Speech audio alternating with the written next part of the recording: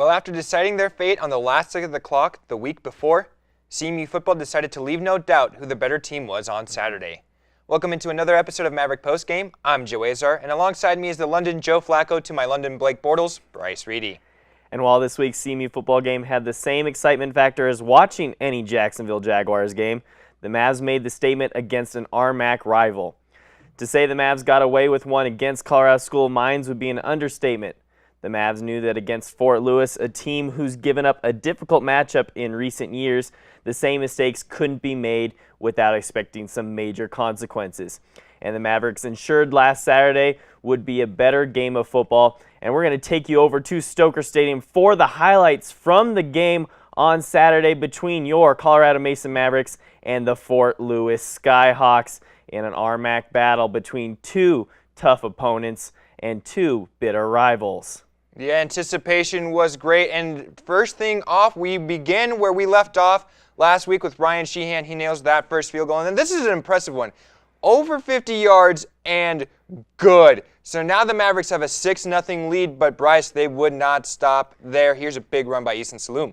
Indeed, Easton had a big day here, but this one he's going to be able to take down the sideline, breaking away some tackles, and he's going to keep going and eventually going to get forced out of bounds inside the 20-yard line, putting the Mavericks in prime field position for a Daryl Hawkins rush for his first touchdown of the year. Yeah, Daryl Hawkins with the first touchdown for him, but that's not the highlight that we're going to show you here. As you watch the screen, look at the ref right there. He gets destroyed on that play, just absolutely wasted. It was a great time. But you know what's not a shame? It's this throw by Easton to Vernell Moon.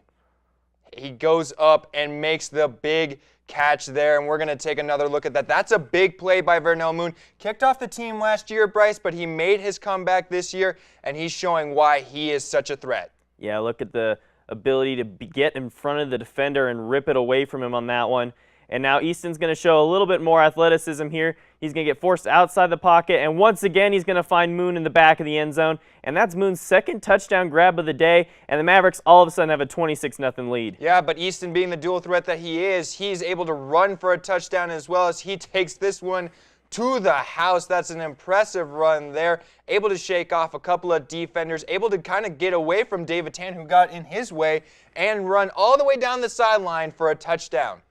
Yeah, but that's not it for the Mavericks here. This time, Easton's going to pitch it out to the running back, and he's going to be able to find the end zone once again.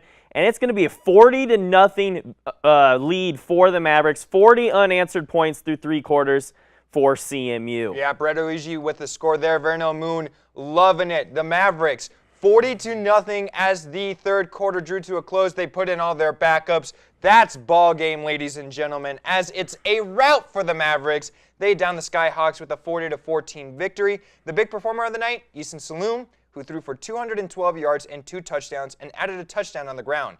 Brett Oigi and Daryl Hawkins also added touchdowns as running backs, while Vernell Moon was the big contributor from the wide receiver crew. Moon had 134 yards and 2 touchdowns. The passing defense turned things around as well, only giving up 144 yards through the air.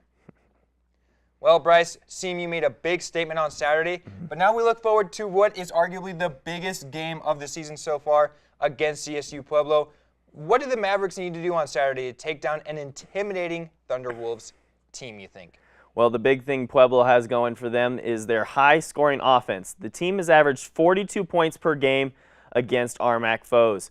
Pueblo has dominated every single game against the RMAC opponents, including coming off a 56-13 win over New Mexico Highlands.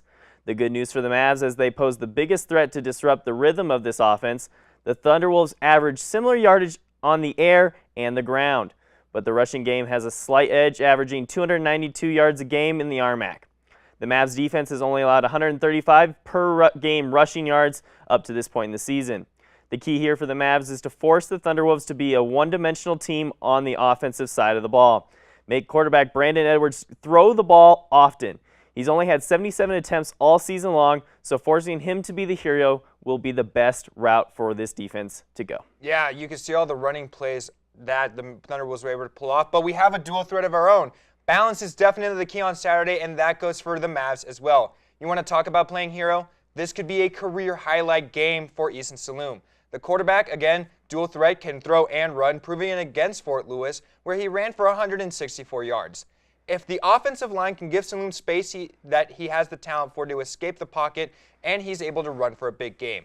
He's able to do that, the defense will have to be kept honest, looking for both the run and the pass. Against the Skyhawks, Saloom had only 18 pass attempts, completing 10, but he made the most of those limited attempts. Utilize the talents you have on both aspects of offense and limit the chance for mistakes. Then you'll have a chance to make a massive statement on the road against CSU Pueblo. That game will be streamed on ESPN3, and it will be Saturday at 2 p.m., Bryce. That's a game that you will be looking forward to, and if you are interested in going to it, you can also sign up through the Herd to take a big bus to CSU Pueblo. You have to wake up bright and early at 6 o'clock to make it there on time. But it's now time again to announce our Maverick of the Week, and we think it's pretty obvious who we're giving this award back to today, and that is none other than Easton Salem. He was awarded the Offensive Player of the Week for a good reason. Salem threw for 212 yards and ran for 164. He also added 3 touchdowns on the night to complete the rout of the Skyhawks.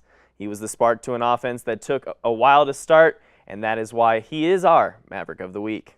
Yeah, that'll do it for this week. Catch us next week as we break down CMU versus CSU Pueblo. We'll have our highlight crew there, and so much more with soccer and other teams staying here for home this weekend.